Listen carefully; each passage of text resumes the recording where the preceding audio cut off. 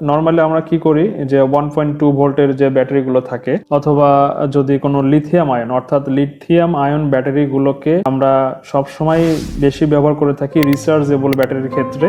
So সেক্ষেত্রে কি হয় যে ব্যাটারিগুলো ফুলে যায় ওভারচার্জের কারণে, অথবা যদি বেশি ডিসচার্জ হয়ে যায় তাহলে সেক্ষেত্রে ব্যাটারিগুলো সেল ড্যামেজ হয়ে যাওয়ার সম্ভাবনা থাকে এবং পরবর্তীতে সেটিকে চার্জ করা দুঃসহ ব্যাপার হয়ে যায়। তো এই যে বিষয়গুলো আছে যে হঠাৎ করে এই ব্যাটারিতে আসা কোনো ভোল্টেজ স্পাইক, অর্থাৎ হঠাৎ করে ভোল্টেজ বেড়ে গেল আবার কমে গেল, এই যে একটা ধাক্কা, সেটি এটি কন্ট্রোল করবে। এরপর ব্যাটারি ইউজ করতেছেন, দেখা যাচ্ছে যে ব্যাটারিটা যতক্ষণ লোড কানেক্টেড আছে চেষ্টা করবে যে সবসময় এখান থেকে চার্জ নিয়ে সেই লোডটি চলার। এটা লোডের ধর্ম, কিন্তু ব্যাটারির তো একটা ক্যাপাসিটি আছে।